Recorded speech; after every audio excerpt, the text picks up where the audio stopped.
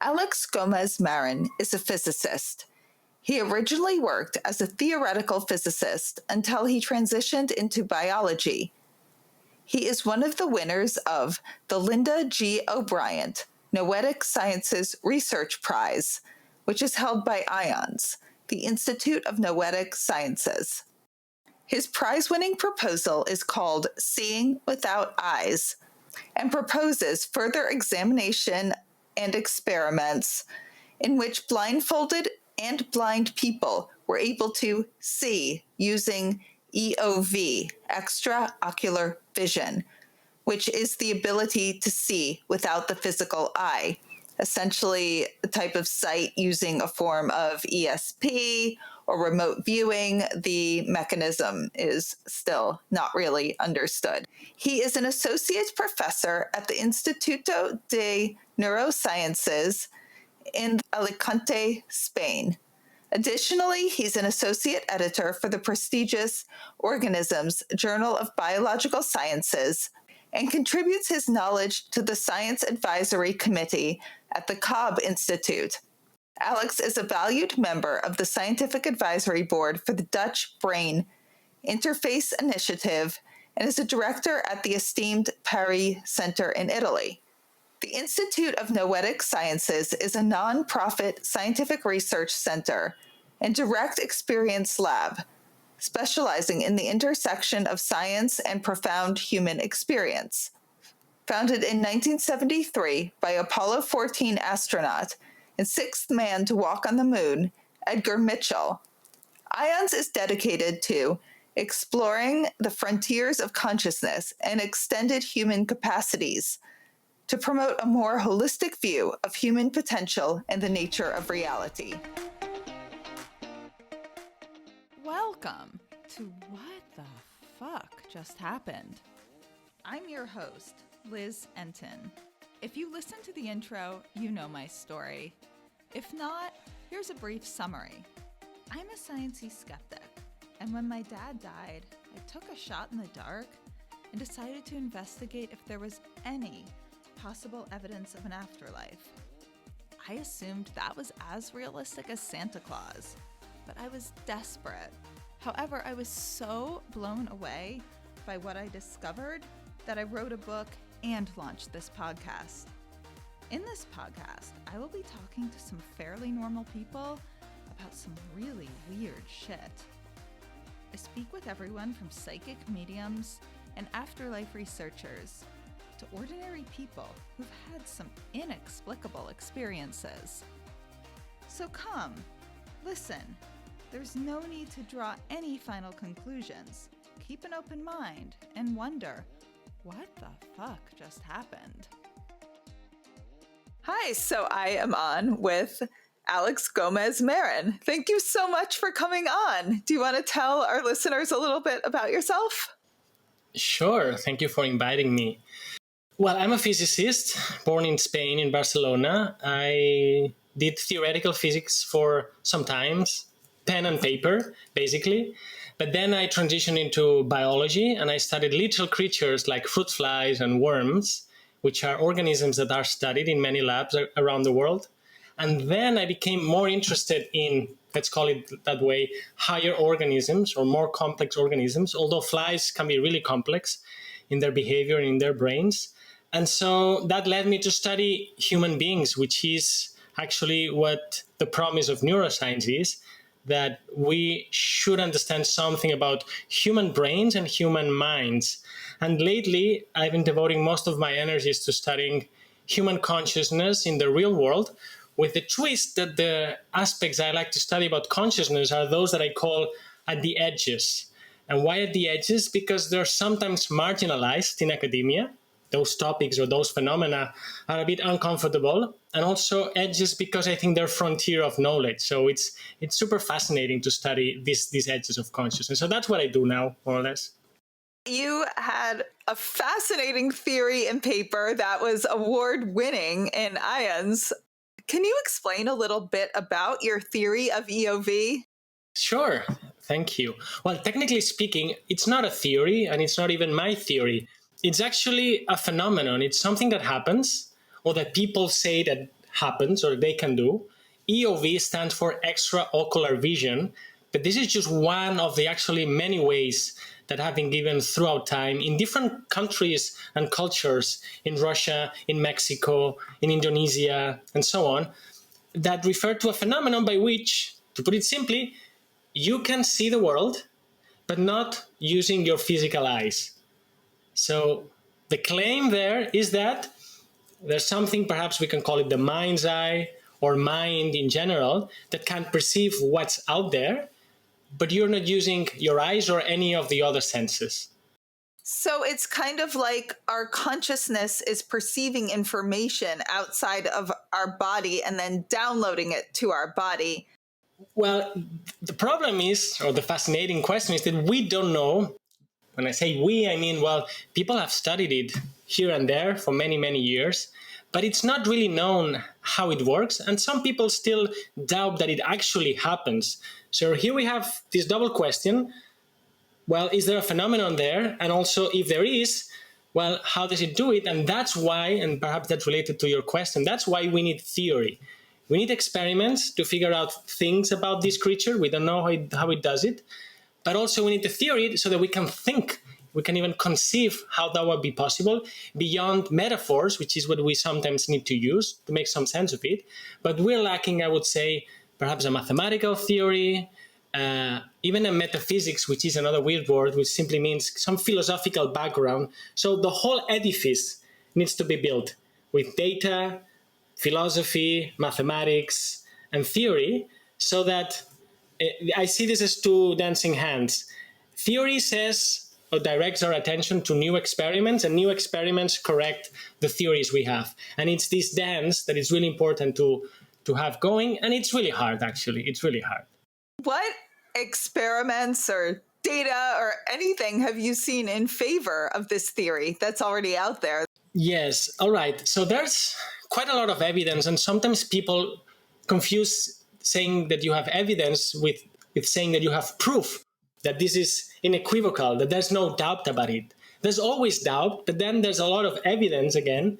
And this evidence goes from some videos you can find on YouTube, which of course, from a scientific point of view, are far from what we need, to then more controlled situations where you can invite these subjects, these people that have this sensibility, and we can talk about how it is trained or who may have it more easily. You can invite these people to certain tasks or games in the lab and ask them to do certain things, and that's how you make sure that they're not using their eyes or their other senses, and that's how you can learn something about how this works. For instance, two really amazing things I've seen. One is with a group of children and their parents, and they were practicing here in Spain, and they were doing all sorts of things with blindfolds. We can get into that, because blindfolds is a typical method used by coaches and trainers who train this to make sure that kids cannot see. But of course, they could cheat, and I've also seen cheating. I must say that I've seen cheating, but I've seen things that don't look like cheating at all. So this girl in particular was doing a puzzle, and it was doing it really well. But then I asked her, well, could you do it again, but turning the pieces upside down? And I shuffled them. And of course, you can always come with a very weird hypothesis or idea as to, well, maybe perhaps she had memorized all the pieces as I was shuffling them, looking through. But, well, she did the puzzle, no problem. And then I asked her, and that's important, you can also ask how they do it. And she said, well, I can actually see in the same way that you see without blindfolds, I can see with blindfolds, which is a pretty strong statement, right? But she actually did it. Now you can say, you can go through the usual, let's put it this way, excuses. You could say, well, it was chance. All this is, it was chance. Well, I don't think so. It was cheating, quite unlikely. And so, well, at least there's a big question mark that this happened, and we need to figure out how it happens and whether we can repeat it. Later on, I can also tell you work I've done with a blind man, because to circumvent, to go around some of these critiques which are necessary by skeptics, as long as they're not too dogmatic, but skeptics that say, well, in any case, Àlex, I won't believe anything you say because they may be cheating. Well, if you practice this with a person who's blind, there's no cheating because they can see anyways. So I've seen a blind man actually perceive information that's in images in front of him and describe it really accurately. And well, again, that's really puzzling. I have a question about the blind man who can see. Was he blind since birth? How does he know he's seeing? No, he wasn't blind since birth. This got progressive, and very early on, I mean, I know the story, but very early on, and then when he was around, well, he used a cane early on. When he was 16, he was using a cane, and then it got more and more, and then he lost it completely, or 99.9%.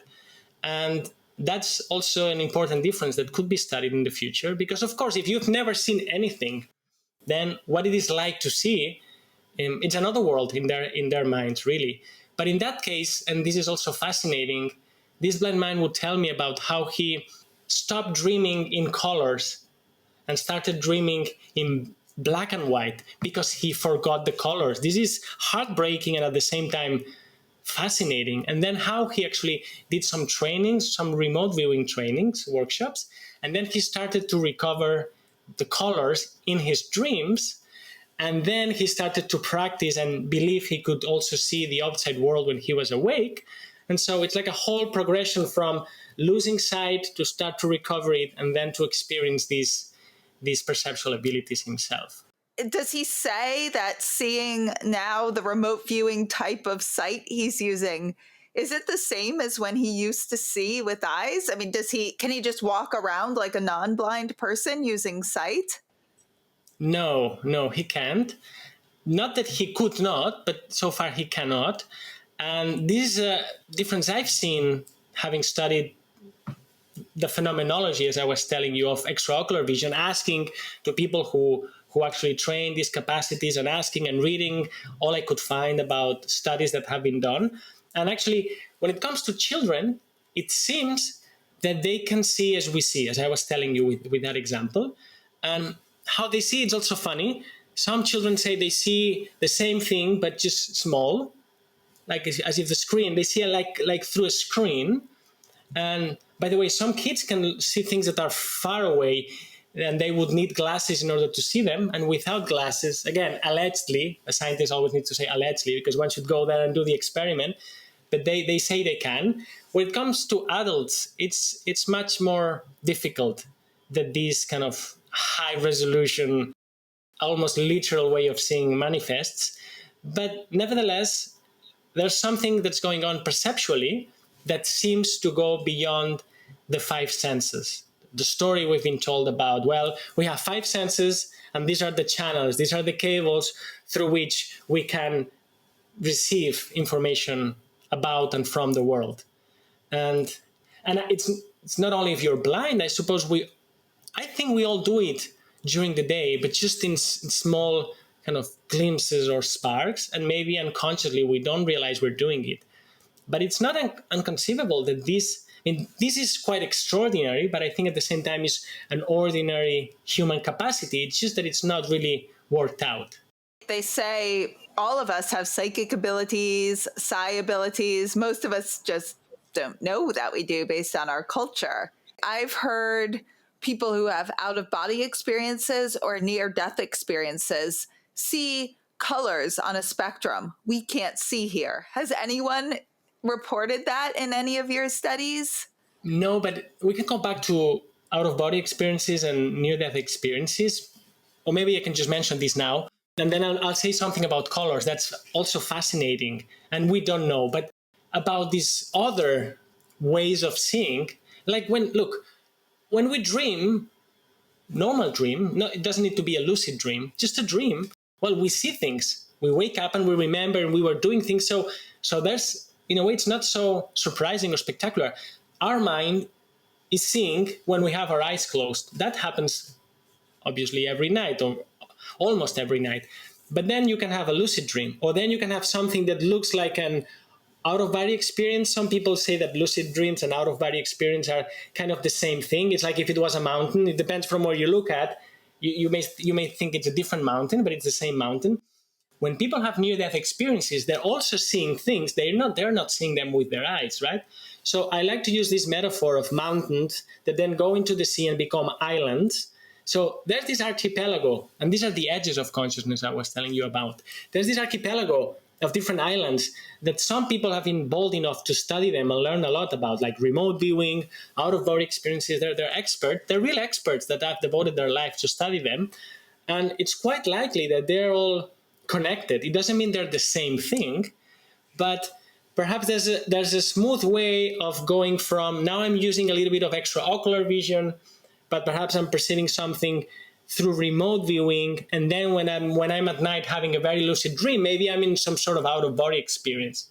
So that could very well be the case, that all these things are related. Now, with respect to color, when I practice with this blind man and he tries to describe images, we also sometimes play with colors, objects of different colors, and he tries to discriminate. And he told me, look, Àlex, I'm colorblind to green. And that's funny because, well, he's blind and he's not seeing the colors, but he's seeing them. He says, I have real trouble trying to see some colors, and other colors seem quite easy for me to see. For instance, I've talked to blind people who also seem to have these abilities, and they say that blue is a color so easy for them to picture in their minds. There are more questions you could ask about colors. You could ask, well, and actually these are in the plan of experiments we should do at some point, once we have a better handle on the phenomenon, which is, well, as you would do, like if you would roll back time when natural philosophers and physicists were studying vision and color, we didn't really know what color was. We didn't know that white light, as it's actually made of all the colors in it. That's pretty cool, right? So you can do experiments like psychologists would do and try to see how people see, not with their eyes, but with their mind's eye, and what the different colors contribute, or what's about the intensity. If we turn off the lights, can they still see it? Or if we use infrared, or if we use ultraviolet, can they still detect these frequencies where we couldn't? And so that also gives us clues about how it works. We go to the color spectrums past what our eyes can pick up, as you were mentioning, infrared, ultraviolet. Do you think there are spectrums of colors that just go way beyond that our human eyes can't perceive? Oh, of course. Radio signals is an example. Like if we really see a really tiny, what is it? 300? I mean, this is technical, but it's 300 nanometers. In any case, it's like there's a whole range, and we see this. Now, the moment we go left or right, it's infrared, ultraviolet, and if we go further and further, it's radio. So right now we have all these Wi-Fi and radio signals crossing our bodies, and we cannot detect them, or at least we cannot tune into the radio. And we need a radio device for that to happen. But look, I was telling you at the beginning that I've studied the behavior and the sensory systems of animals for some years. And other animals, non-human animals, can detect really weird ranges in the spectrum of light. And they can not only detect, they can see colors that we probably cannot even imagine. Just, very simple animals can see colors that we could not even picture in our minds. And they have, we have different types of photoreceptors. I mean, this can get technical, but other creatures can have 12 types where we can do with only 3, right? And so who knows what they're perceiving? It's fascinating when you zoom out a bit from humans and you realize that there is a kind of a perceptual party going on in the natural world just by paying attention as to how animals or plants even perceive what's around them. I never think of plants as perceiving, but there have been all these studies. Like, who is it? Dr. Cleve Baxter said plants seem to respond to empathy when they see other plants being watered. They've reacted. I mean, it's fascinating when you think about the level consciousness permeates in a way we just don't even understand. Totally. I assume you're pretty interested in the work of Dr. Kenneth Ring. Just so our listeners know, he studies near-death experiences, and he focuses on blind people who've had near-death experiences and then come back reporting sight. What are your thoughts on his research? Well, it's fascinating. It's fascinating because just near-death experiences by themselves, they're like, I call them backdoors. They're backdoors to the house of the mind. So we can find rooms and secrets that we wouldn't otherwise. Now, the blind man seeing or blind people seeing is fascinating enough. If you combine both things, you can get new insights, right? And so this is fascinating research indeed. And And again, it goes back to this metaphor of the archipelago, right? It's like doing scuba diving. Now you can go from one island to the other, and you can learn things that you couldn't learn with people who can see with their physical eyes, just because now you have this really tiny subset of the population. By the way, it's really hard, because then you need to fish somebody who's had a near-death experience and that remembers it, and that's also blinded, that can tell you things about it. And from it, you need to extract similarities from which you can propose hypotheses as to how the phenomenon may work. I know a lot of people, not only blind people, I mean, I did read about this in Dr. Kenneth Ring's book, but other sighted people report during NDEs that they have, which none of us can really even fathom this in our human bodies. They have 360 degrees of sight. Has anyone reported that in any of the studies you've done? Yes, people do. People say they do. Again, as a scientist, people do, people say they do. Yes, some people, when they're guessing, they're simple games, really. You don't need to make it very sophisticated. You can have, at some point you do, you need to put images in envelopes and randomize it and so on. But, you can imagine you have these colors, these 3 colors, and the person doesn't see them. And then you ask the person, you put them behind and you just leave one color, and then you say, well, what's the color? And they can tell. Sometimes they can tell. Sometimes they can see something that's behind. And they say they do so by expanding their awareness. Look, there's a moment where if we go past the word impossible, right? If you can see something, literally see it with your mind's eye, well, what's the problem? You have it in front, you have it behind, you have it underneath, you have it under a table. Well, if you entertain that that's possible, I don't see why it should be such a big deal to see it behind. And people do say they can do it, yes. Do you think this is going to be a solution for blind people across the board, where if this will become refined enough that blind people will just be able to navigate the world identical to a sighted person eventually? That's a really beautiful and difficult and complicated question to answer. So I say no, and then I'll say yes. So I'll say no because we know so little, despite all the work that's been done for many decades, that it's dangerous to promise something like that. You don't want to promise something like that. If somebody's blind, the person is blind, right? That doesn't mean that then, as it happens very naturally, that they overmaster, you could say, other senses. The second thing I would say about that, there's a beautiful book by John Hall called Touching the Stone or Touching the Rock, I always forget. And in that book, he describes his process of becoming blind. And it's not just a kind of complain or mourning about, oh, I'm losing all of that. He also tells us about what he's gaining and how he can come out when it's raining, and through the sound of the drops on the car or on the leaves, he can picture in his mind this whole landscape of sound, this soundscape, and so on. And so bear in mind that, yes, blind people lost their sight, their physical sight, but they also gain other things. Like the other night, I was putting my older daughter to sleep, and she told me, "Oh, so you're going to see your friend, the blind man?" And she was so curious about him, and it was so interesting to realize that she was getting the idea that all that happened to him is that he lost something.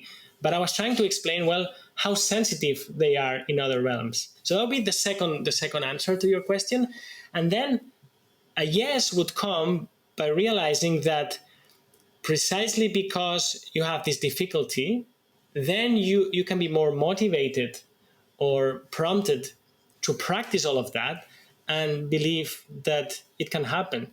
So I think that's one of the reasons why, in particular, this person has such sensibilities. And by the way, I've heard that people who go to meditate to China, do the real thing, Zen stuff, well, they can spend a year with their eyes blindfolded, and then a year not speaking, and then a year with their ears, covered. So why do they do that? Because when you turn off certain things, other things can turn on. And so that's why I say yes and no. In your studies, I know you talked a little bit about blindfolding a child, and she put together a puzzle.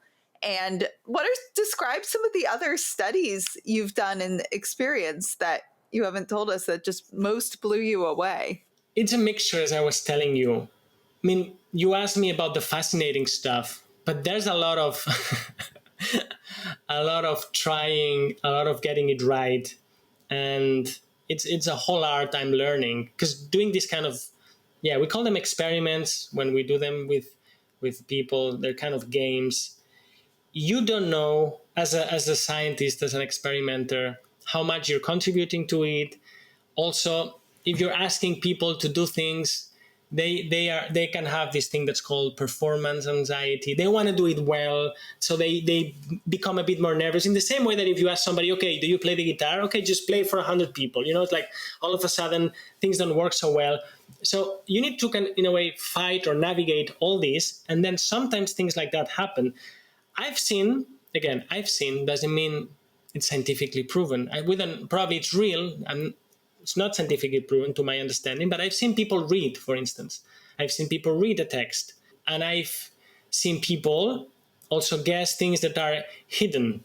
Now, again, this could be chance, this could be coincidence, this could be fraud, this could be cheating. This phenomena, that's something I'd like to say also to you and your viewers. These phenomena are a bit tricky. They're a bit trickster.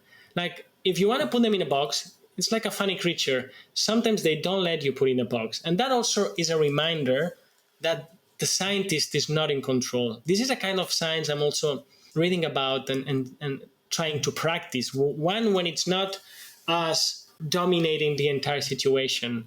And doing experiments is hard in general, but for this psychic phenomena, this phenomena of the mind, well, sometimes they're there, sometimes they're not there. Sometimes you think you're going to have the best morning, and it doesn't happen at all. And sometimes by chance, for instance, let me tell you something concrete.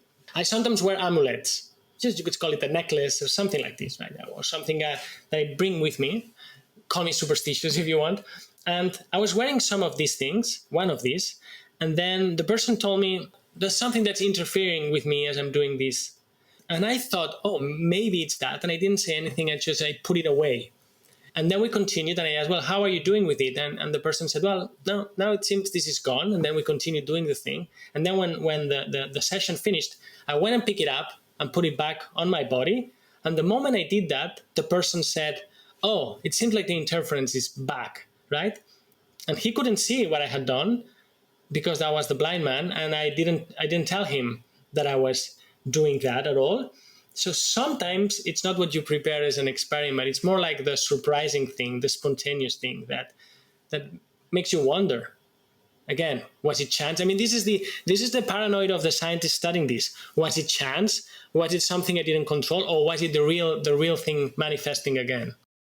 I need to ask you about the reading. Did you write one word on a piece of paper? Are they reading a book? Are they reading a paper on Kindle?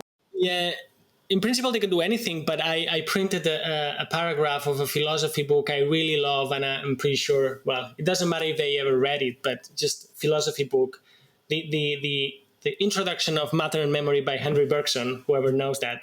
And I printed in big font, small font, and super small font. And well, they can read, and they put the finger on top as a kid is reading things. And yeah, if you make it smaller, they still can. But then there are things that are puzzling. There are other things that are puzzling because as they're reading, you can try to interfere. That's another thing that we scientists love doing. It's not that we want the phenomenon, as I say, to always take place. We also want it to go away.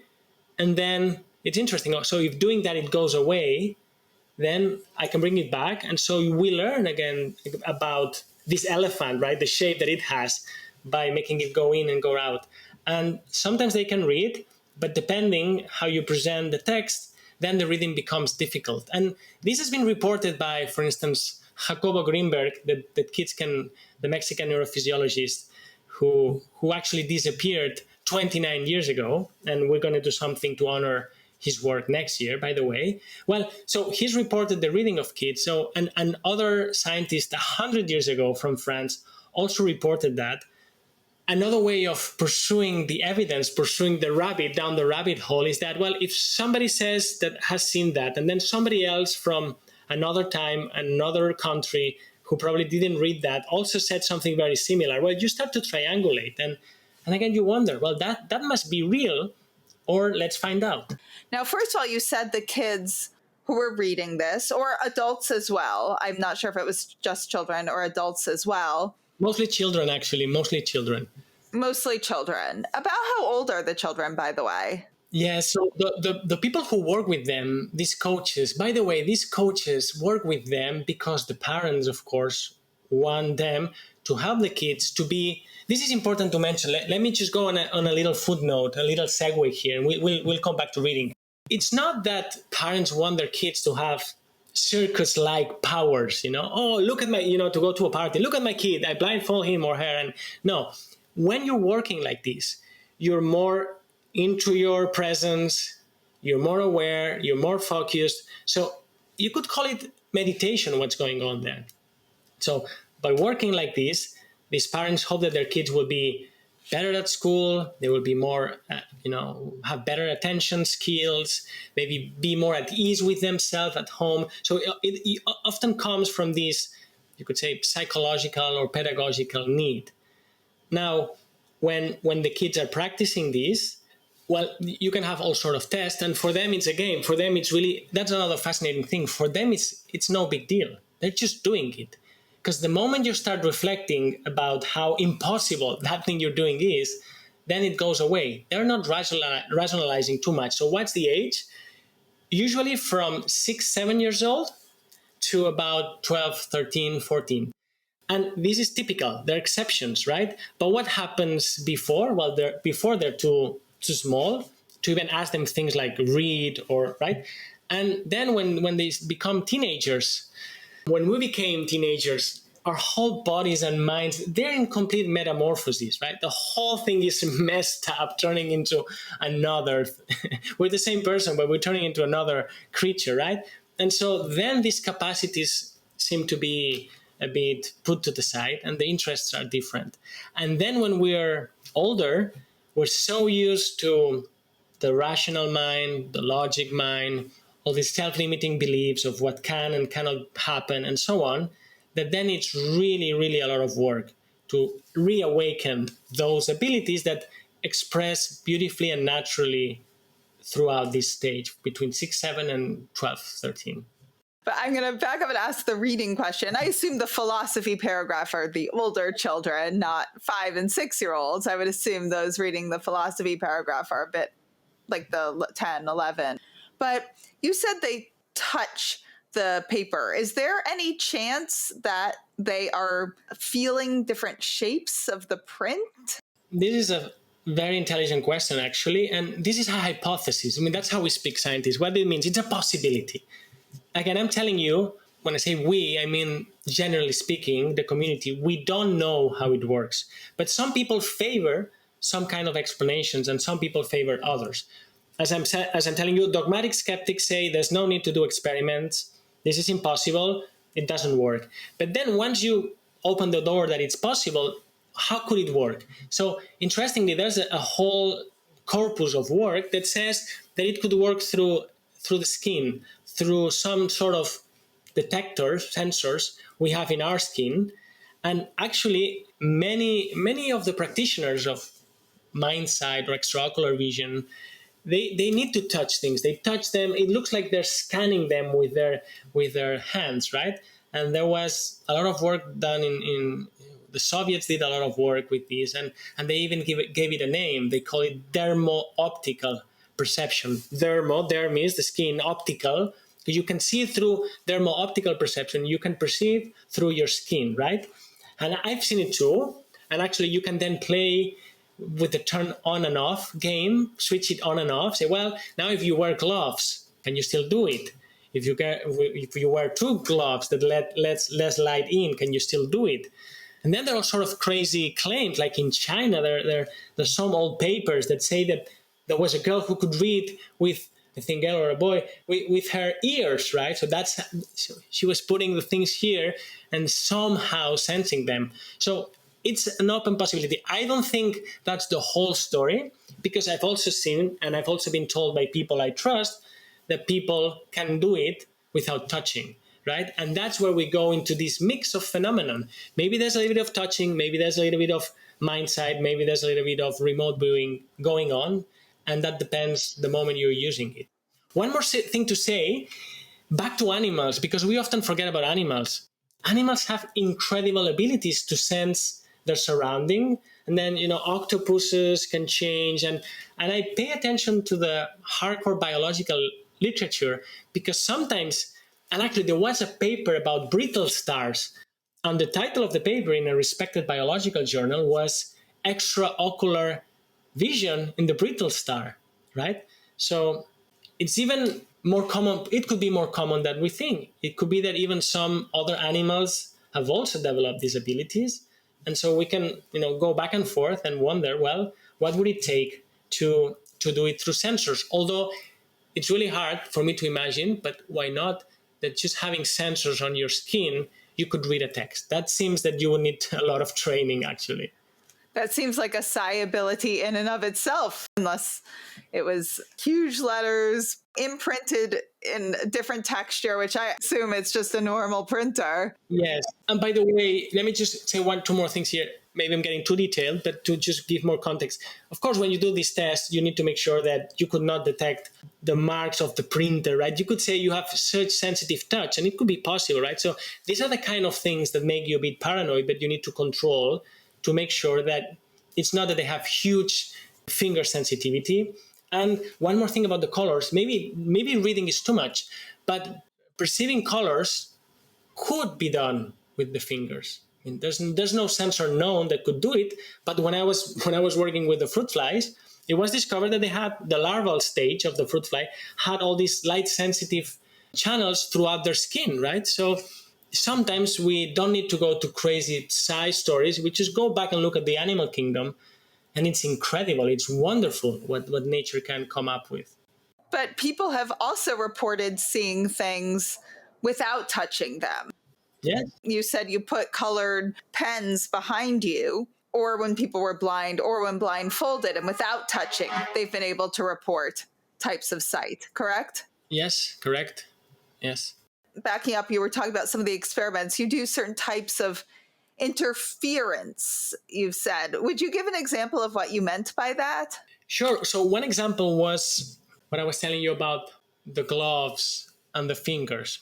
So let's imagine somebody's doing it with blindfolds, and they can read, or they can see images, or they have no problem telling colors if you want to make something simpler. Telling blue from red, for instance, right? And you present objects, and they can, or images, or simply, and they can say, okay, so now you can make it lift the bar. You can raise the bar and make it harder. How would you make it harder? Well, you could put things inside a box.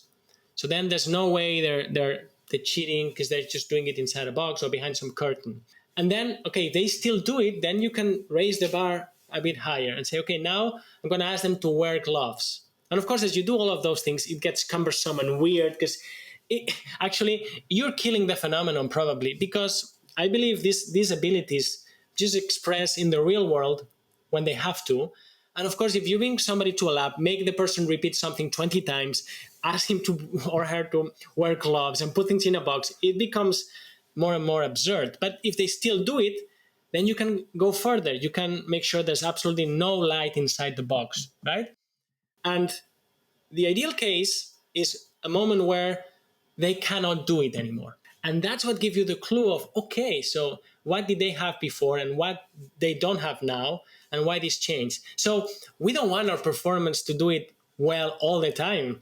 We also want sometimes that they fail, let's put it this way. And so we learn what was really important, what was an important factor in their success. What seems to be the tipping point of interfering? Again, it is hard. And also sometimes you find things that are conflicting, that the story doesn't add up. And another thing to mention here, and I can give you examples, is that people are different. We shouldn't forget this. They're not, even I was going to say, they're not mice in a cage, but even mice in a cage that my colleagues study, they're all different. They have personalities, and it matters how they slept and what they ate in the morning and so on, like we do. So people are different. not just because of how their day is going, but also even the tricks they learned to do what they do. And we can think of motor skills or skills we have, even writing. Some people write in a way, some people write in another way, or playing instruments. So you also need to be very attentive to the different ways that people do things, and also ask them how they do it, to realize that what works in a person perhaps doesn't work in another person. Have you noticed differences between sighted people who are blindfolded and people who are blind? I haven't been able to, because I haven't worked with so many blind people, actually. I know one very well, and after the IONS prize and conference and so on, well, I was lucky enough that some people caught me in the radar and wrote back to me, and some of them had known about this phenomenon, and others can actually do it, and a subset of them are blind. So what I'm trying to do now is, of course, try to expand and see who's out there, not just in my surroundings in Spain, but in the world, that can do it. So I cannot answer the question, because for that you need to work with a few sighted people and a few blind people. And even then, well, perhaps there you could answer your question and find some differences and some commonalities. Yes. Have you worked with any blind people who are blind since birth? No, I haven't. And that's an even more challenging case, because as we were saying a few minutes ago, their internal worlds, like what is red? How do you even explain what red is to a person who's never seen red? So when you ask the person to tell between red and blue, well, perhaps the person could do it consistently, and that would be fascinating, but it's really hard, if not impossible, to convey what's red to somebody who's never seen a color, right? There's an interesting description in Dr. Kenneth Ring's book of somebody blind from birth, and he was trying to explain, imagining or thinking out loud crazy possibilities. But if, and this is really important to my work as a neuroscientist, because why am I doing this? Well, because it's fascinating, but also because I think it can help us answer a really fundamental question in neuroscience, which is a simple one: is what is a brain? What does a brain do? And some people say, well, it's a computer and it just processes information and it creates our perception and so on. But if a brain, it's not so much a computer producing images, but more like a filter or a prism that's refracting and reflecting light and making it just, appear in different colors and maybe capturing, or another metaphor could be a radio, is a device that it's tuning into something that's not itself producing, that's out there. Well, if the brain is that and not a computer, then again, I could imagine that a blind person from sight during a near-death experience somehow can see. Why? Because maybe the filtering mechanism that is his or her brain, despite being damaged or not functional when it comes to sight, physical sight, as a filter now, it lets in this color of light that is, to use metaphorically, the image of a prism, right? Or the radio. Maybe the radio is not broken, it's just that it wasn't dialed there. And so I think most of these phenomena, remote viewing, lucid dreaming, extraocular vision, and so on, again, like arrows, they all point to this fascinating new way of conceiving what a brain is, which is more like a filter than a magic lamp that produces everything. There seems to be so much in favor of the filter theory, which is hugely in favor of survival of consciousness. Yes. And people, by the way, people don't know. I mean, I discovered it relatively recently. I was reading William James, and there's this paper, and I hope I don't sound too pedantic or academic, but there's this article he wrote, and he was a really good writer, actually. It's really enjoyable to read, in 1898. It's called On Human Immortality. So, I mean, the topic should interest us all, right? It's on human immortality, right? And there, James says wonderful things and very well written, and then says, there's no doubt that the function of the mind, perception, memory, attention, and so on, depends on the brain. Why? Well, if you hit me strong in the head, I pass out, I don't remember, I don't perceive, and so on. But that it depends doesn't mean that there's just one way of thinking about it. So the moment you have these two alternatives, but let me tell you, most of my neuroscience colleagues would say, well, maybe they didn't even think that there's or come across this second way of conceiving brains. Now, the moment you have this kind of theory and put it in the light of all these edges of consciousness, all these weird phenomena, well, there cease to be weird. What's anomalous then becomes more normal under this frame. And this is a good marriage of theory and experiment, right? Where things that you had no way of fitting in, you had to put under the carpet or just smash them. Now they find a home, a conceptual home, and that's how research can proceed. What is the consensus now in neuroscience? Are they becoming slightly more open to survival of consciousness, psi, brain as a filter? Because my understanding is that 99.9% of neuroscience says none of this is true. Yes, it's a yes and a no. Yes, most of my colleagues, they don't even think about these matters. I mean, they sound like some ghost-like novel, and so they don't even think that's worthwhile studying. They're convinced there's nothing in it. And I mean, I don't blame them. They have a different business. Now, having said that, so it's not mainstream at all. But having said that, once, if I can use this expression, and I do it deliberately, once you come out of the closet, once as a neuroscientist you say, well, sorry, but maybe I feel different about that, then you realize that more and more people who were silent share with you stories or confess to you that, oh, actually, I also thought about that, but perhaps I thought I was too stupid to believe in it, or I watch TV and all they say is this and that, therefore I must be wrong, right? So here, and this brings our discussion to another level, which is the sociological level. There is a clash between experience, your listener's experience, my experience, and the expert. And I'm also trying to, make them have a healthy relationship. Where, of course, I mean, why am I here? Well, you invited me because I'm a physicist, neuroscientist, so I come as the expert on those matters, but I should not be telling you what's right and what's wrong, what you should think and what you shouldn't. And especially when it comes to these experiences, I should not be telling you, oh, this is absolutely rubbish. When this is happening to you, we know it. Your brain is hallucinating. There's nothing in it. I mean, this is really unfair, right? And so when I've started talking about these things, I started knowing more and more people, lay people and also academics and experts who also find me.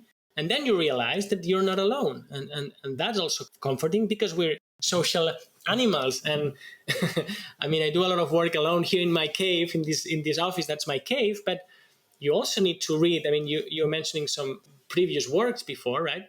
You also need to read people who has engaged with this, and also living people. And there's a whole community at IONS, for instance, of course. And once you discover that, well, you start becoming less of a weirdo, right? It's like, well, there are other people that do these things really well. I want to learn from them. This is possible. A science of this is possible. I want to ask you a bit about some of the previous researchers. For example, you mentioned Jacobo Grünberg. Yes. I had not known he'd gone missing. What is a little bit of his research? And I'm so sorry to hear he went missing. I didn't know that. Look, you'll need to stop me because I could talk about him all day long. And I don't know why. One of the reasons that captivates me about his work is how little he's known, given how many amazing things theoretically and experimentally, and I'll tell you about that in a moment, he did. And I think one of the reasons is because he wrote most of what he did in Spanish, because he was from Mexico, and I'm not sure he was so, proficient in English. And so it's like one of these, it's like archaeology. It's like you come across one book of his. By the way, he wrote 42 books, 42, 43. So really great writer. Actually, he wrote very well. I think his biggest asset was his imagination. He had an incredible imagination. Scientists need imagination because that's how you expand and create. And well, he's not well known. Also, another thing to say is that the official story about the study of consciousness is told so that it started becoming less taboo in the 90s. And I won't go into this now, but there was life before that, meaning people were studying consciousness before that. And Jacobo Greenberg was doing it full on in the 80s. He was a true pioneer. He brought shamans from Mexico to his lab. He was studying meditation decades before it became popular to see monks in neuroscience labs with EEGs meditating. He went to see a really, really famous shaman called Pachita, who did this really unbelievable psychical surgeries. Think whatever you want about them. Jacobo Greenberg also studied the physiological basis of telepathy, not telepathy itself, but this transfer of neural activity between two isolated pairs.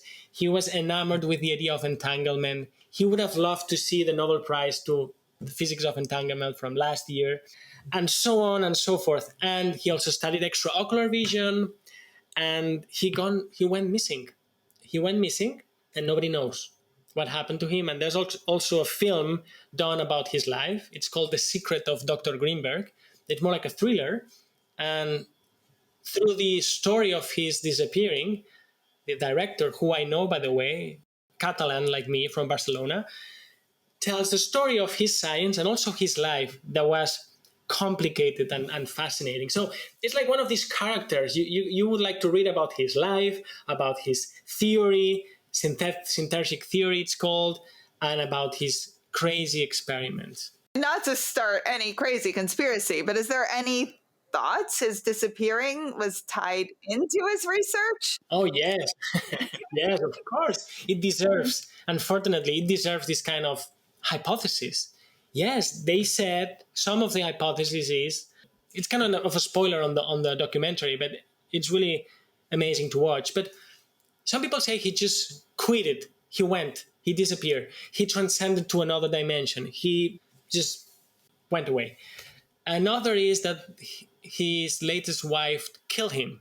And there are police records and things that don't match. Well, this becomes a bit of a soap opera, but you ask. And then there's a third, at least a third, and there are more, hypothesis, which is that he was taken by the CIA because of what he knew or because they wanted to try things. And he used to fly to Boulder, Colorado. Then, and this is also fascinating in terms of the history of these studies, then there were meetings where Chinese would present and people from around the world would present about disabilities and the studies. So we don't know. It's open.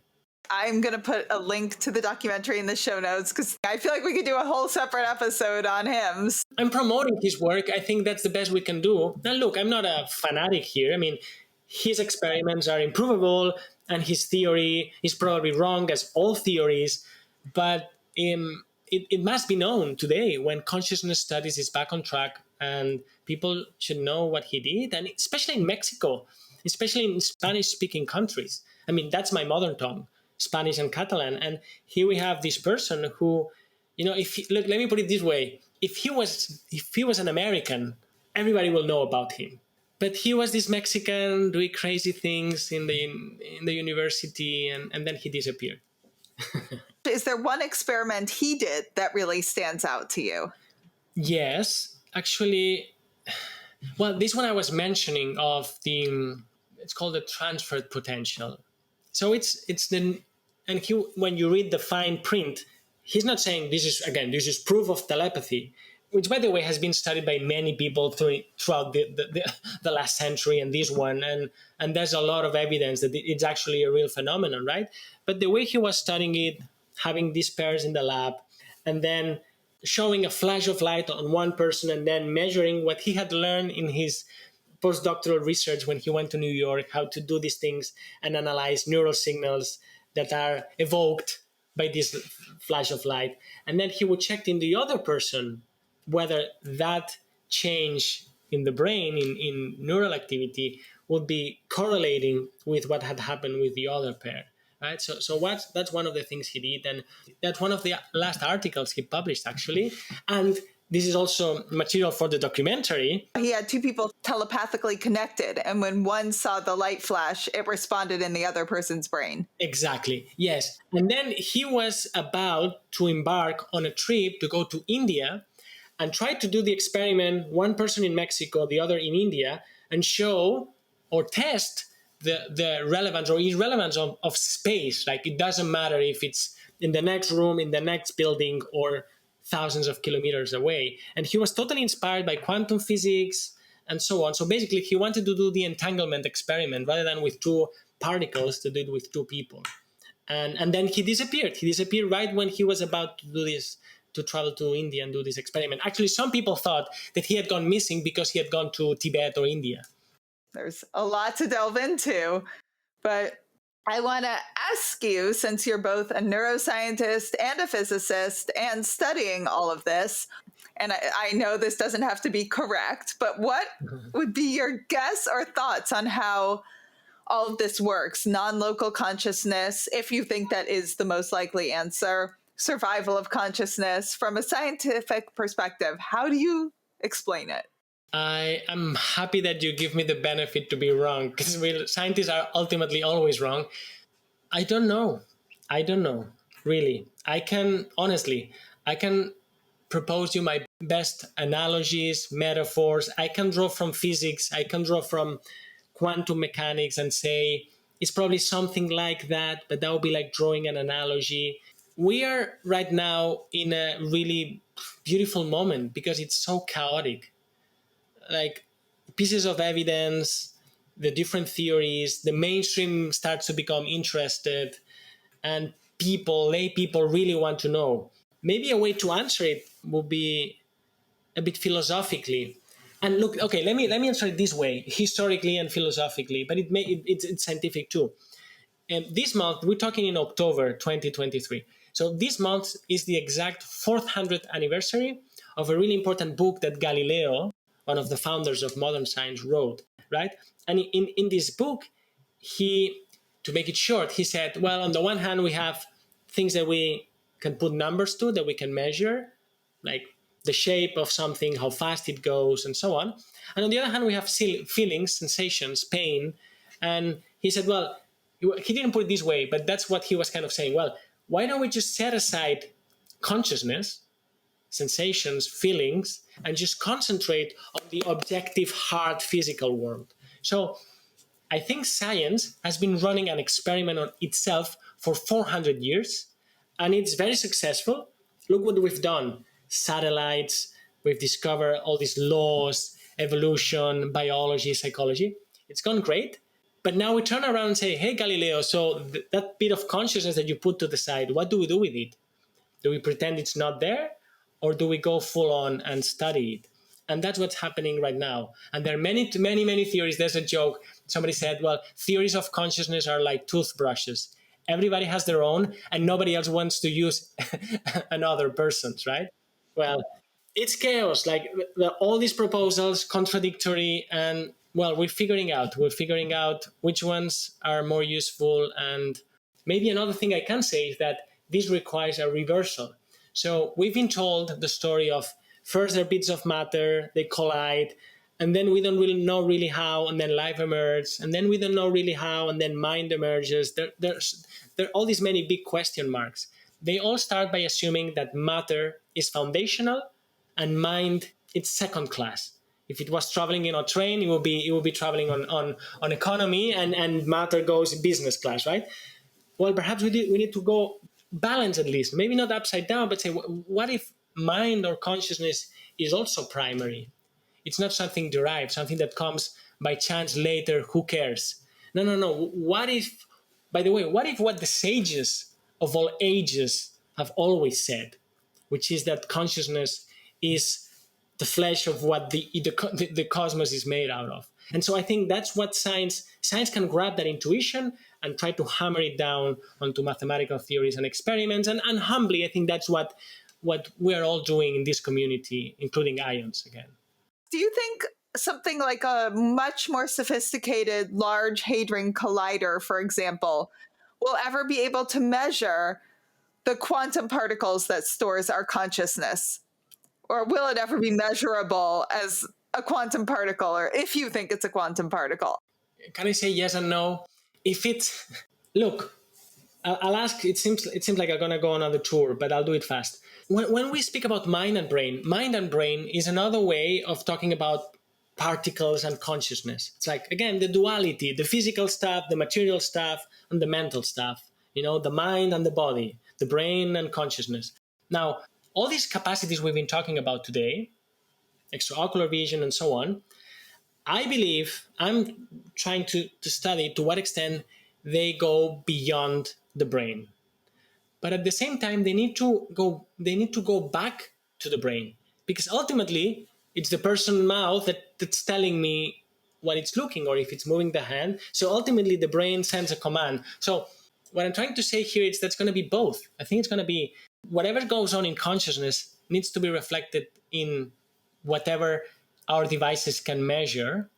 And this is what we learned 100 years ago, but we don't want to say it too loudly.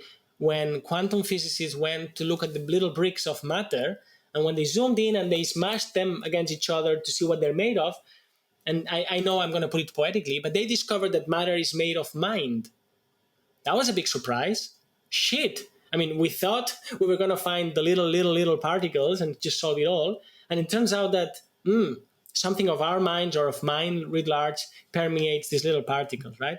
So your question about the Large Hadron Collider, which is these huge machines where these particles are smashed to see what they turn into and what energies they emit and what they're made of, actually. It's like, by the way, for those listeners who don't know, a good analogy for a Large Hadron Collider is, imagine you want to know what a watch is made of. You could create a large watch collider and just make watches crash into each other and just explode in 1,000 pieces and then collect the pieces. That's what the Large Hadron Collider does, to know what particles are made of. Now, to your question, I don't think we need to buy yet, Freudian slip, to build and buy another big machine. I think the Large Hadron Collider is our own very minds. That's what we need to work out, the inner spaces, right? Yes, we need more telescopes and better telescopes. Yes, we need more microscopes and better microscopes. But I think what we need the most as scientists and as lay people is the inner scope. We need to work on our inner scopes in a very scientific way, if you want. And again, we are reinventing the wheel, because that's what the sages of all ages have done. That's what yoga is, in a way. It's just sharpening the inner scope. You said when particles were broken down, they discovered that they tied into our consciousness. Are you talking about the double slit experiment, or what are you talking about? No, and well, that will need a lot to unpack to make it rigorous and precise. A few questions ago, you say, well, you can just explain it in a way that's it's not that when you collide these particles, you find out they're made of consciousness. It's that the whole story about a universe made of billiard balls, that's the Newtonian mechanistic worldview, What's the cosmos? Just little things colliding against little things, and then you zoom out and then things happen. Well, quantum mechanics is that's why there are all these interpretations, by the way, which is ways to try to make sense. Well, there are many weird things in the equations and what you need to do. And let me put it this way. The strange thing is that there are some equations that predict things in like nothing ever seen, like to the decimal degree, like something really that the human mind could not have expected. That they say when you do this at this energy and you make this particle collide against this particle, that's what's going to happen, and it's going to be exactly like that. They measure it, and they discover it, and they validate it. Yes, it's like that. Okay, so now you go back to these equations and you ask, well, if you did so well, what are you telling me? And what these equations say some things about our access to reality. They question that things are really there when we're not looking at them, or actually when we're not measuring them, they live in another space. That's a mathematical space. I don't want to be technical here. And then when we do an actual measurement, it's like this world of potentiality somehow becomes a world of actuality, what we can measure here and now. And there's this long list of puzzling, fascinating things and concepts, like we discussed entanglement before, like non-locality. What does non-locality mean? It means that you can take two particles that were in interaction and you can set them far away, and then you can do something on one, and the other one, and here's where we need to use human language, I'm sorry, unless we want to do math on a whiteboard, right? But then the other one knows.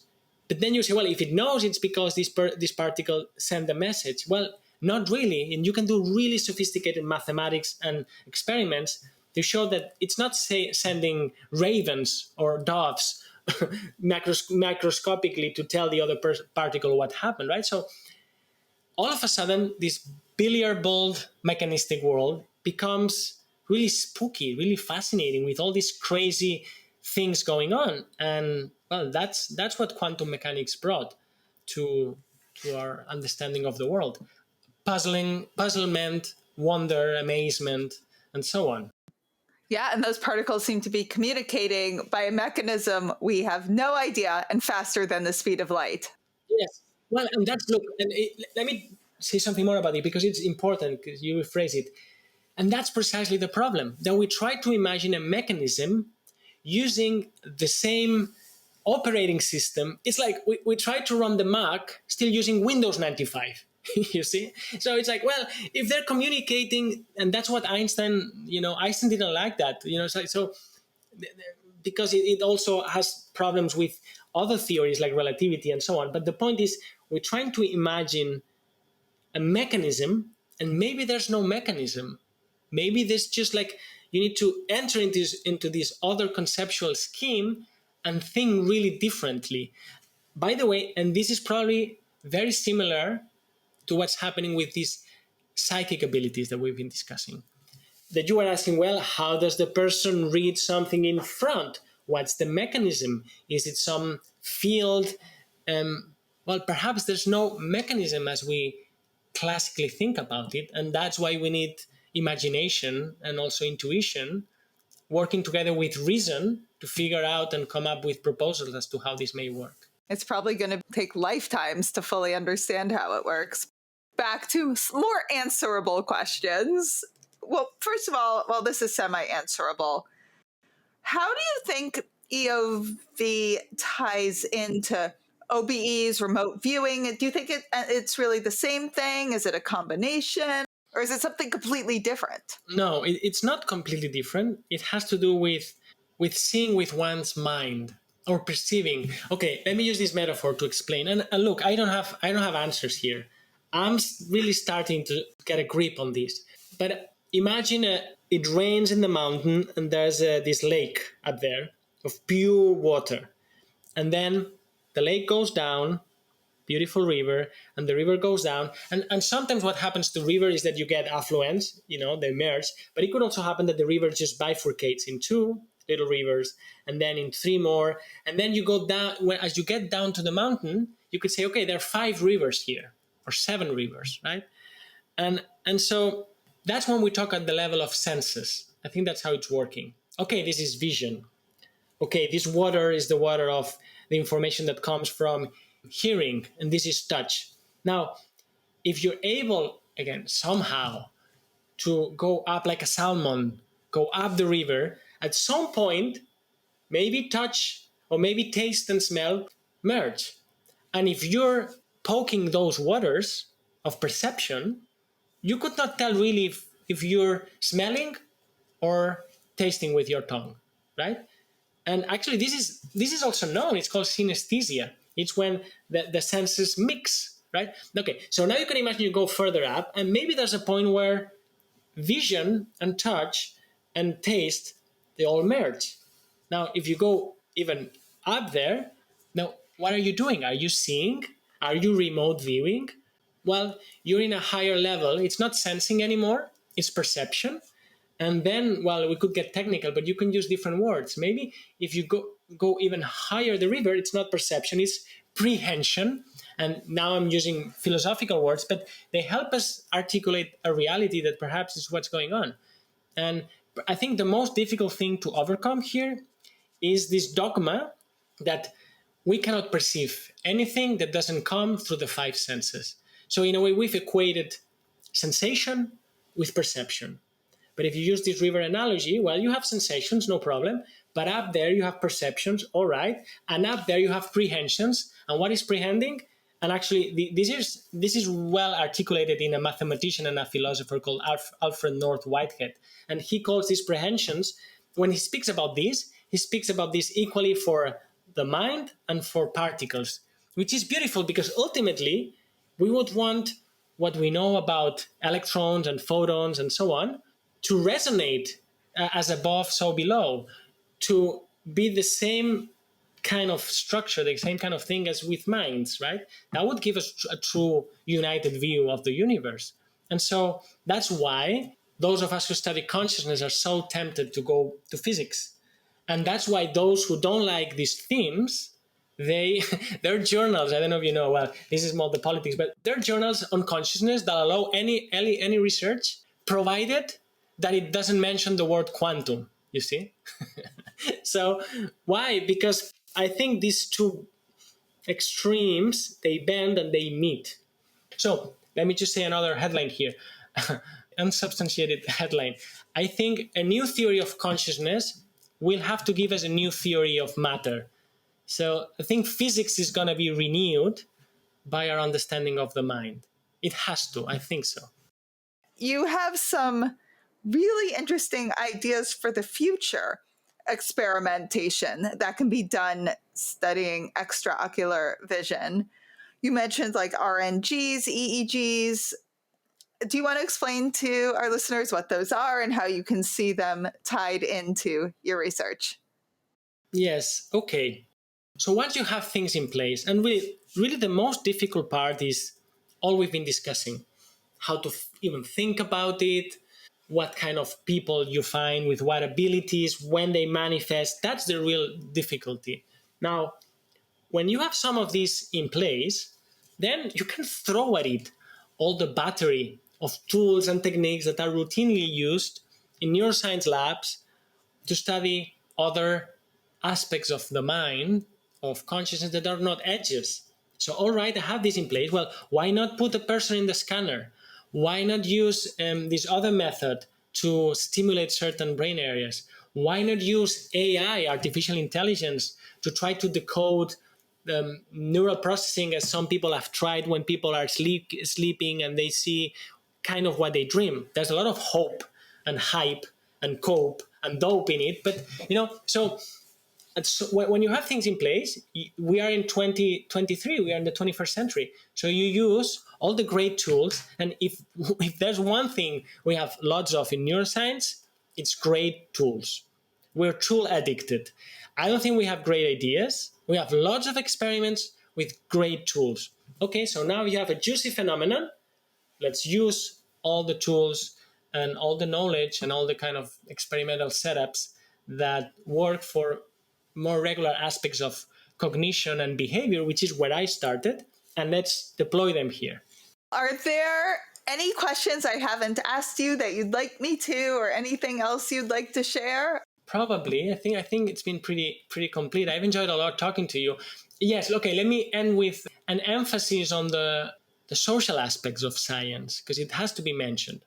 Because you can talk a lot about theory, and you can talk a lot about experiments, and we've done that. But, and I used this metaphor in a previous conversation, and I don't know if I pronounce this well in English, stool. You know when you sit down in a stool? Stool? Yes. So you can sit on a stool made of good theories and good experiments, and you kind of more or less can sit, but it's not very stable, right? So we need the third leg, and the third leg is a leg that has to do with a community of people that do that, a community of people that are trained to do that, because most of us who randomly are interested in this and decide to go further, we need to go through a period of professional shaming, I would say, and also we need to learn what we can from here and then and 5 people. So, and also we need funding, and the amount of funding devoted to these topics is infinitesimally small compared to studying wing color in butterflies. Not that we shouldn't know about that, right? So that would be more, I would end with a manifesto for this third leg of the stool that we need for this science to take off. And a way to close what I'm saying here is places like the Institute of Noetic Sciences, for instance, are kind of landmarks in the map where, and we need more like this. We need more places where science is done, education is done, and outreach is done. And this is the third leg. Without it, it's really, really hard. It's naive. It's naive to think that you come with your cool experiment and your cool theory. If you don't have the money, if you don't have the support, if your colleagues shame you for that, if you're not able to share it with journalists, because look, I work with journalists, and sometimes they don't want to talk about those things because they will label them as whatever. We haven't spoken, by the way, about all the misuse of language and calling these things pseudo-science or supernatural or extraordinary, right? Or anti-this, anti-that. There's all this canceling around this study, which is really ridiculous because we all want to know about that. And okay, last thing, I get fired up after the hour. People die. People have near-death experiences. People have family members that go through terminal lucidity. They recover these cognitive capacities. They don't know what's going on. I work in collaboration with a palliative care unit. I cannot tell you about this today, but the nurses tell me all the phenomenology that they know. Like when people are dying, they see their deceased relative coming and they say, I'll come and pick you up on Thursday. And they know they're going to die on Thursday. And they hear angels and all of that stuff. Well, why can't we talk about it? So final thing, there was a TV program that became really, really famous in Spain in the 90s. And it was called Let's Talk About Sex. We came from the dictatorship. We had a 40 years dictatorship in Spain. And as you can imagine, many things weren't talked about. And this program in the 90s just was a blockbuster. Finally, we can talk about sex. I mean, what a big deal. I mean, everybody should be interested in that and everybody likes it. I mean, let's talk about it. Well, we should be able to talk about these things. We need to talk about these things. We want to know about these things. And so, well, I think programs like yours are helping this cause. So thank you.